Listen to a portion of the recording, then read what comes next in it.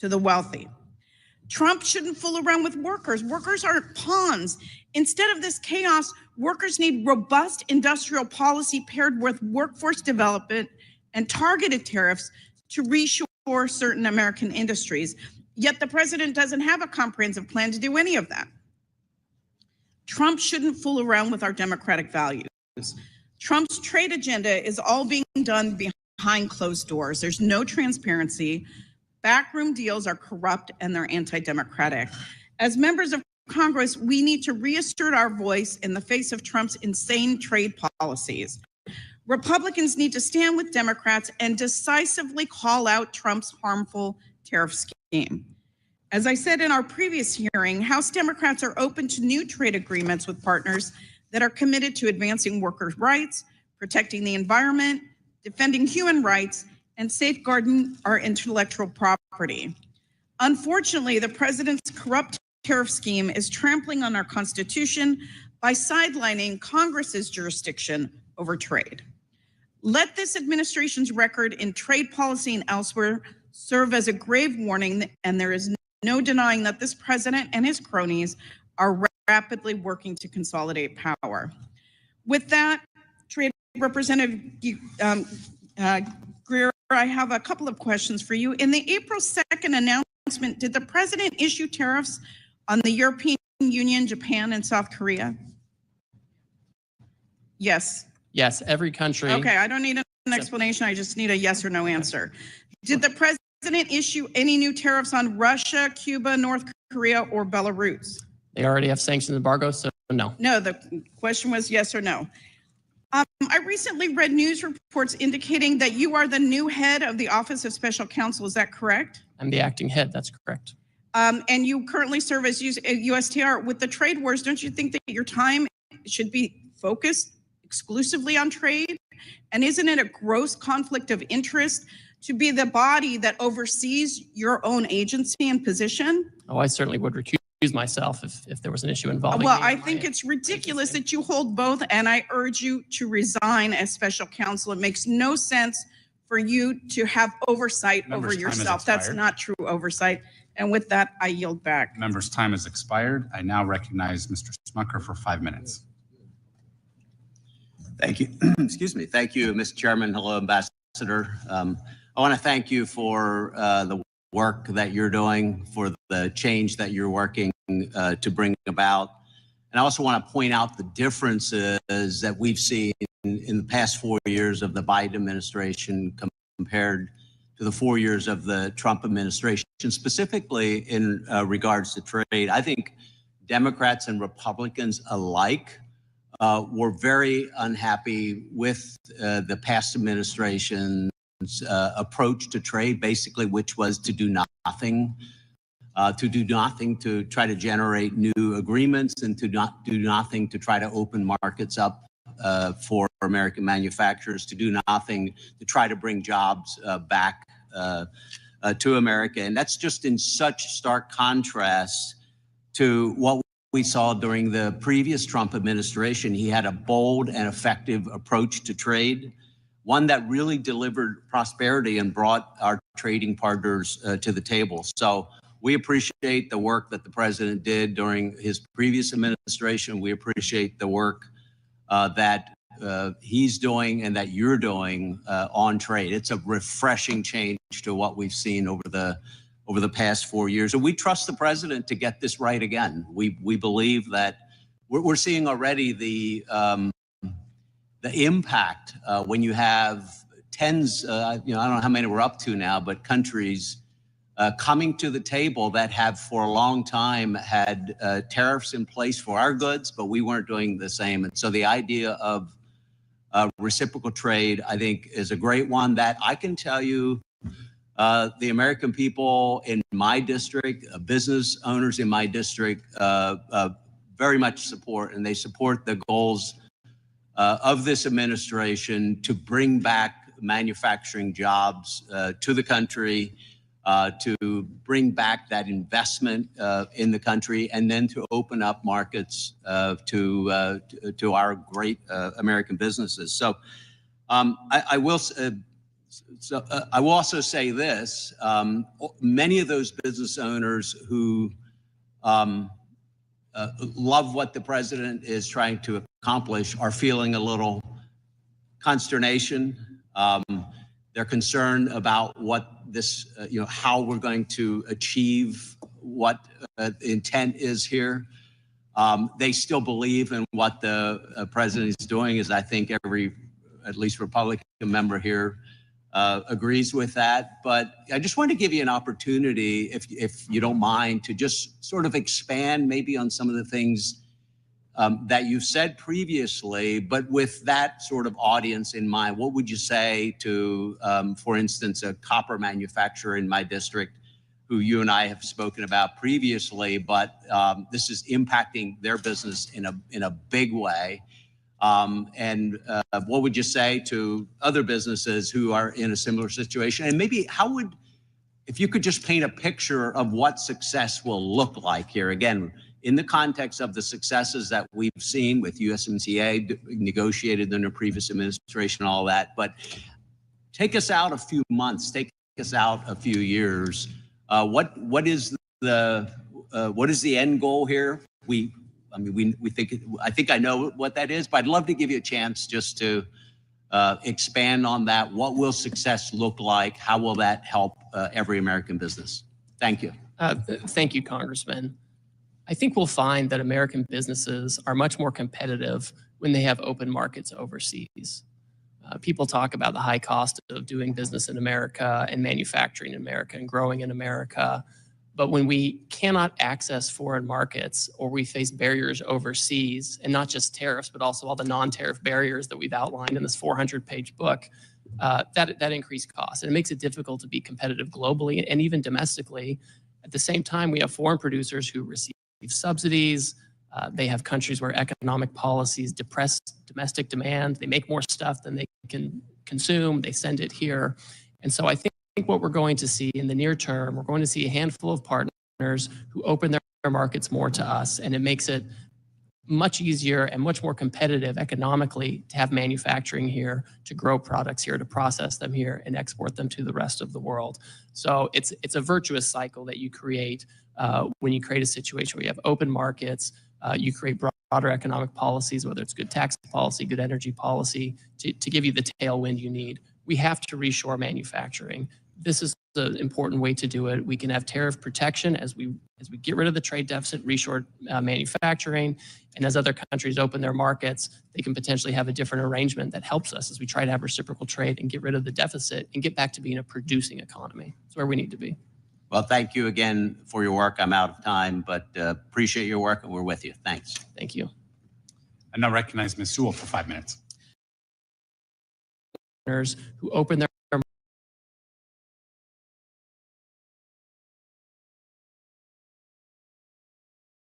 products here, to process them here and export them to the rest of the world.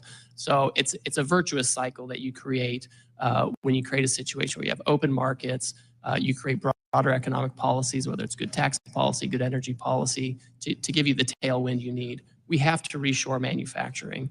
This is the important way to do it. We can have tariff protection as we get rid of the trade deficit, reshore manufacturing, and as other countries open their markets, they can potentially have a different arrangement that helps us as we try to have reciprocal trade and get rid of the deficit and get back to being a producing economy. It's where we need to be. Well, thank you again for your work. I'm out of time, but appreciate your work, and we're with you. Thanks. Thank you. I now recognize Ms. Sewell for 5 minutes. Thank you, Mr. Chairman. Welcome, Ambassador. It was a pleasure working with you on USMCA, and for what it's worth, I still believe that USMCA is a gold standard for our trade agreements that we make.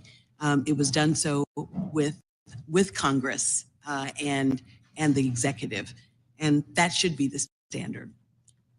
Unfortunately for both of us, President Trump has decided that he doesn't want to work with Congress and that he is not bound by our Constitution or trade laws. President Trump has unilaterally imposed the largest tax increase on working families in decades by implementing broad tariffs that are crashing the economy and threatening the livelihoods of so many working families in Alabama and all across America. Moreover, he is doing so by abusing the International Emergency Economic Powers Act, or IEMPA, clearly states that the president can only use this authority in response to, quote, unusual and extraordinary, end quote, threats. However, both you and the president have described the trade deficit as persistent. I don't know how you can claim that our trade deficit is persistent and at the same time use an emergency authority which requires it to be, quote unquote, unusual. My question to you, I have a series of questions, and really I just want a yes or no answer. As our trade representative, do you believe there are any restriction on President Trump's emergency authority, or do you believe that President Trump has unlimited power to tariff any country for any reason? Yes or no? Congress has put a number of limitations on that authority. So is that a no? It is not unlimited. It's not unlimited. Did President Trump ask you, or do you believe that using the emergency authority for this purpose of trade deficit is legal? Of course it's legal, yes. Do you believe Congress has any role in providing oversight of this administration's implementation of tariffs? Certainly, that's why I'm here today. Many of us on this committee have serious concerns that foreign nations will be pressured into negotiating as a result of this. And those negotiations could also extend to them purchasing the Bitcoin with the president's name and face on it. That would be illegal, right? I have never looked into Bitcoin purchases by foreign countries. Reclaiming my time. With this, are tariffs regressive or are they progressive tax? Well, tariffs can protect, and that's why the United Auto Workers want them in place and have cheered the tariffs. I'm reclaiming my time. Who spends a higher portion of their income on goods, the wealthy or working class? I think the more wealthy have a higher percentage of consumption overall in the United States. Well, according to the Tax Foundation, a conservative entity,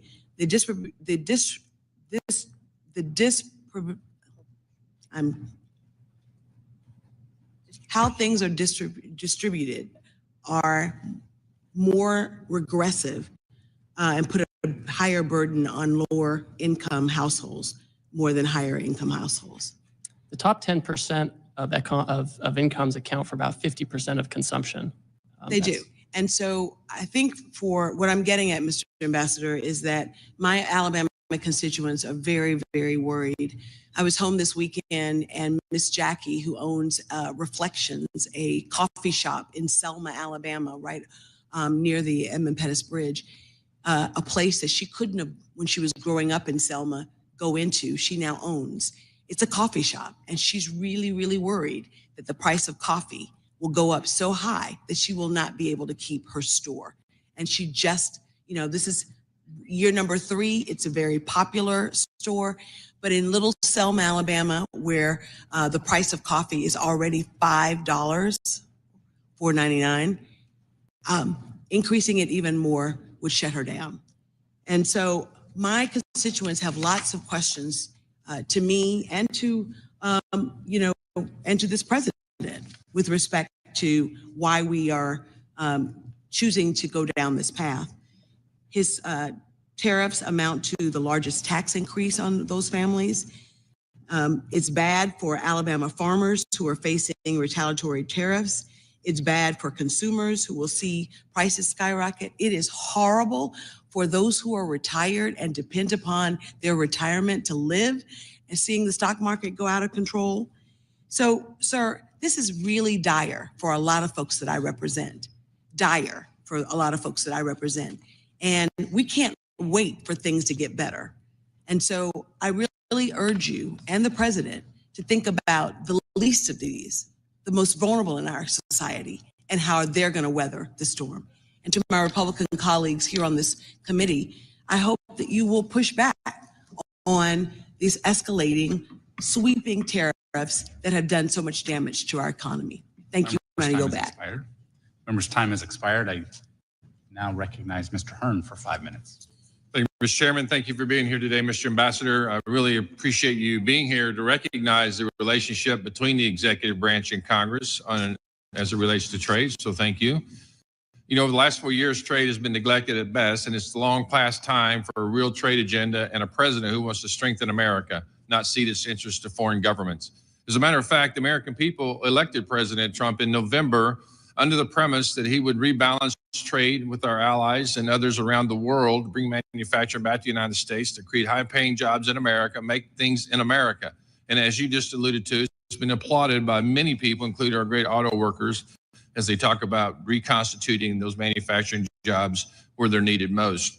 You mentioned in your testimony that Israel is one of the countries looking to negotiate, and to my knowledge, they were the first to remove all tariffs for the United States. It is heartening to hear that our allies are coming to the table and taking quick action to remove trade barriers with the United States.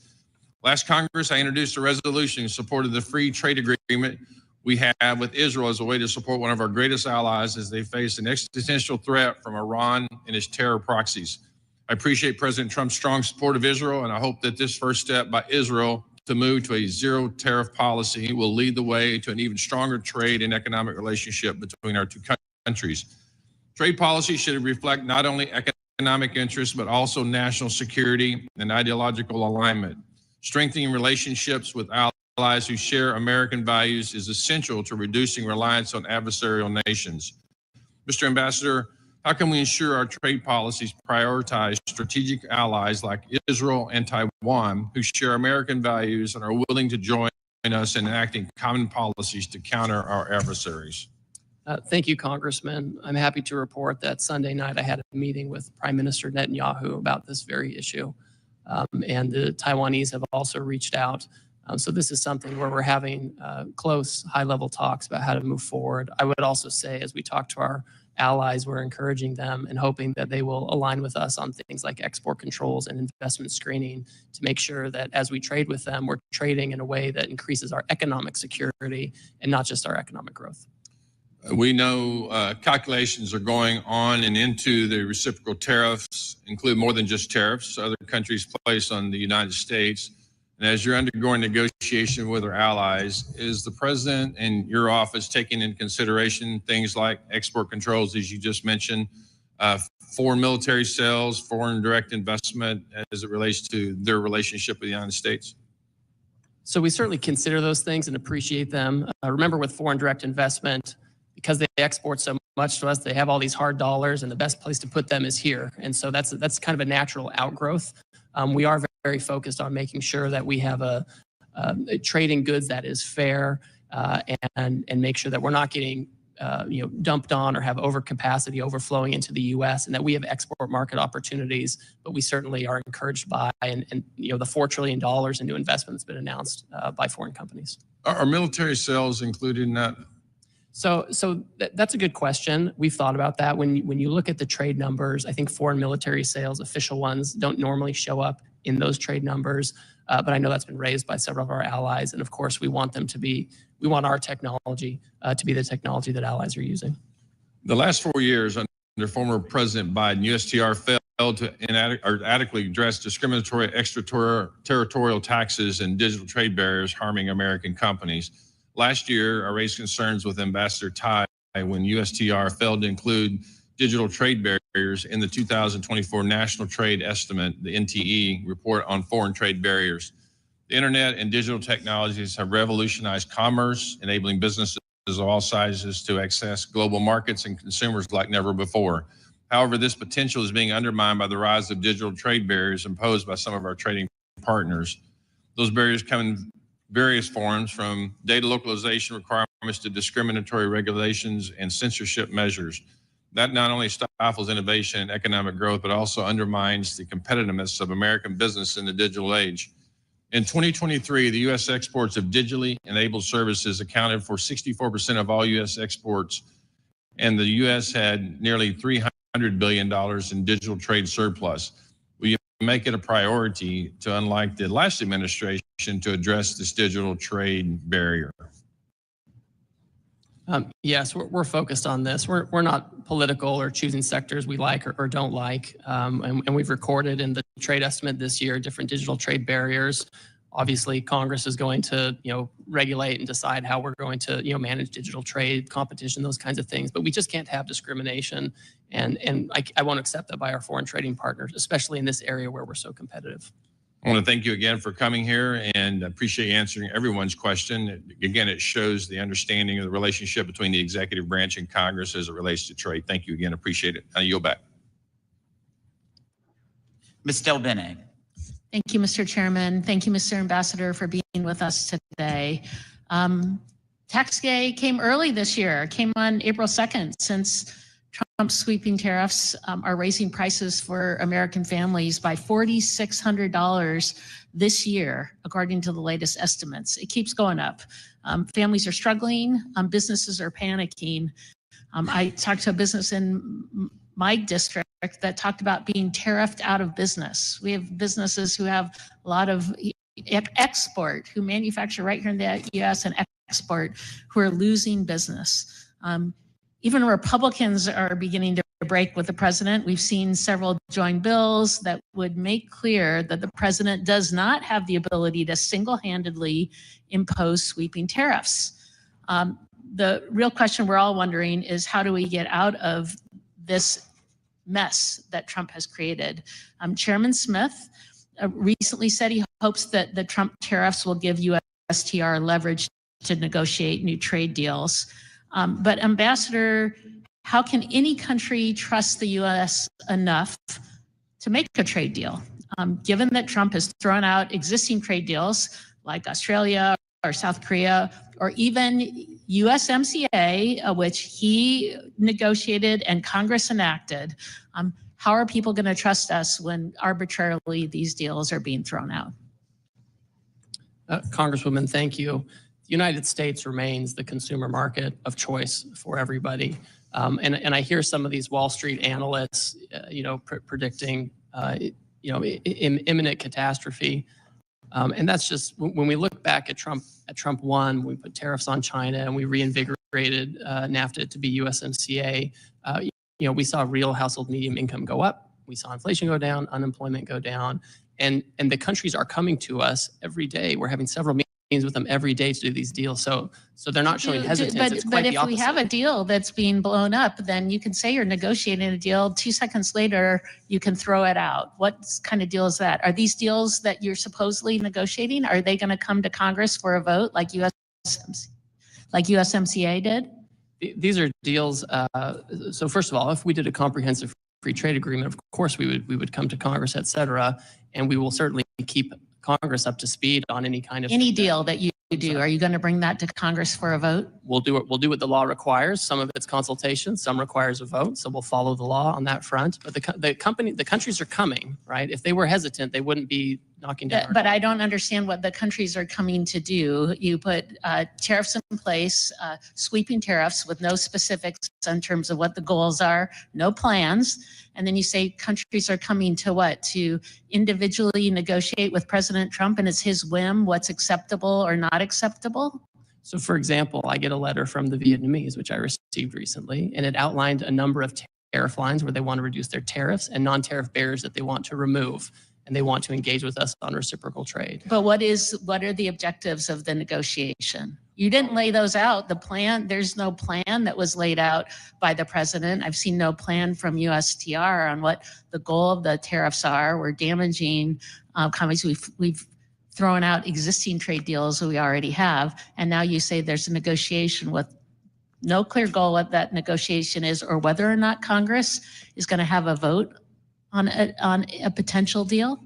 So we have a 20-page order laying out the basis for the order and the emergency we're facing, which is the trade deficit that President Biden left us with, the offshoring that it represents, the non-tariff barriers that it represents, and we're looking to eliminate that. And a tariff is a way to do that. And if a country has an alternative method that they think will help us meet those goals, we're happy to entertain. Can we talk about the emergency powers of the emergency power statute that Trump invoked, IEPA, to impose his tariff? It states the president in every possible instance shall consult with Congress before exercising any powers. That didn't happen.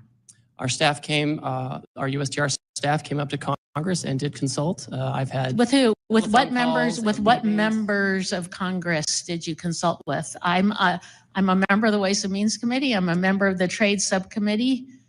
I called both the chairman and the ranking member the day before, the morning of. So My if you staff talk came to, up and briefed.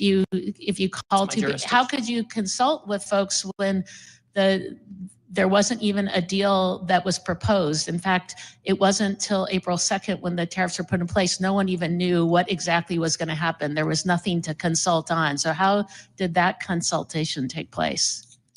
I had a phone call with Chairman Smith and Ranking Member Neal. About a non-existent deal. Well, I told them about the IEPA action that was coming, and I sent my staff up here to brief the committee staff as well. So I argue now we did not have that consultation. Here we are. There was no plan in place. There's no plan in place going forward. The American people are hurting. And now in the rule vote that we're going to have just after we are done with this hearing, Republicans are already putting in a provision to make sure that they don't have to vote on the tariffs that are in place. Congress should have a role here. It's terrible that my colleagues on the other side of the aisle aren't willing to have a vote too. Thank you, Mr. Chairman. I yield back. Ms. Miller. Thank you, Chairman Smith. Welcome, Mr. Ambassador. Thank you for being here. It's my opinion that part of the reason President Trump has taken such drastic action on trade is due to the fact that there was no trade agenda under the Biden administration.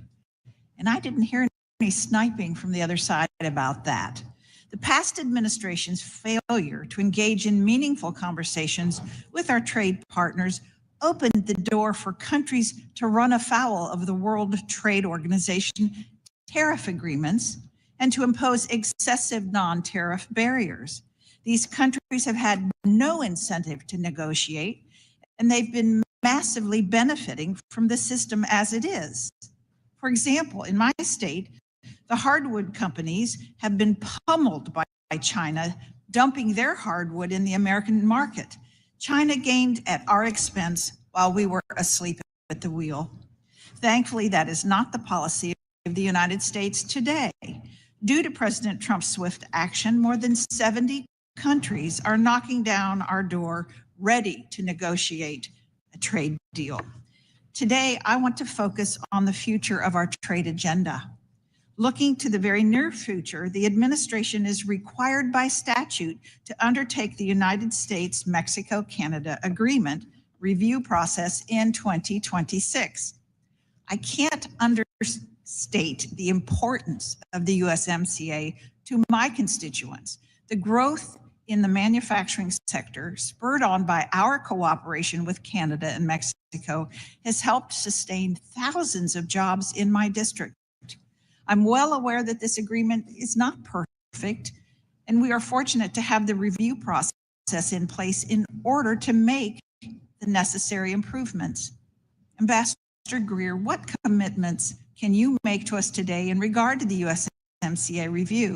Specifically, how will you use this opportunity to advance President Trump's goals of promoting domestic manufacturing, and how will you engage with Congress to facilitate this process? Thank you, Congresswoman.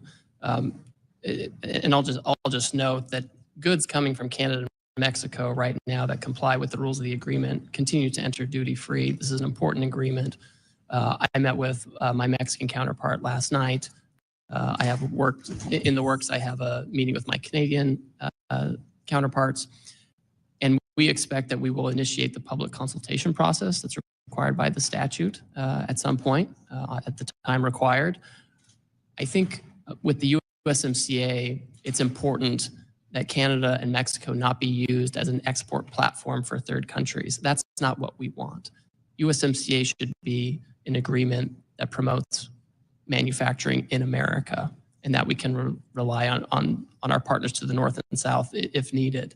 But it can't be a situation where countries can just come in, China or Vietnam or somebody, build a factory in Mexico, assemble it with parts from there and send it across and get the benefit of an agreement where they've taken no obligations. So I want to make sure that it truly is an agreement that helps America first.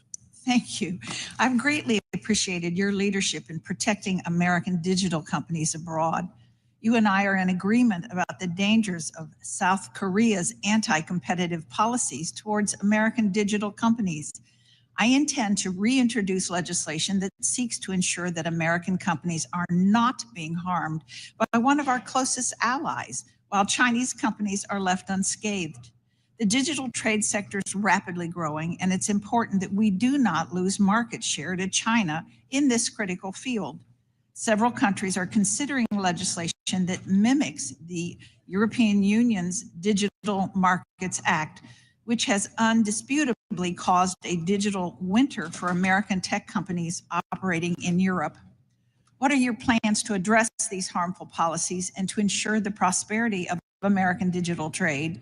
And do you think that digital trade will play a part in the imminent trade discussions regarding the Liberation Day tariffs?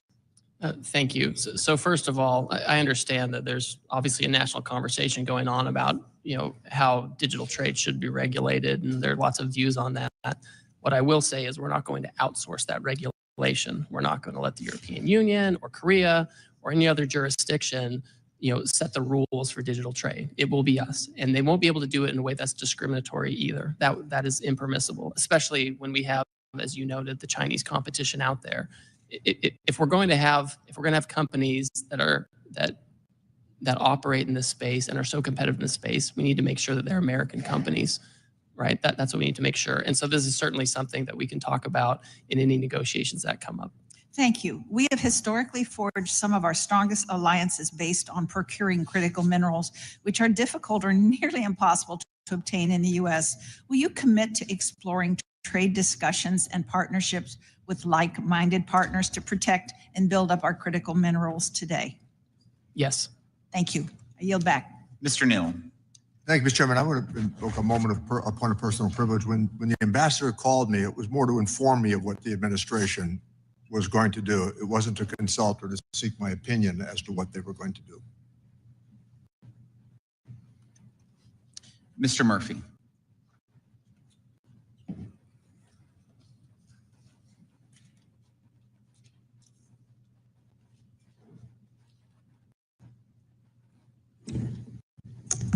Thank you, Mr. Chairman. I just want to show a slide to everybody documenting where we are with the United States and the U.S. trade deficit. I think this really shows why this is an emergency.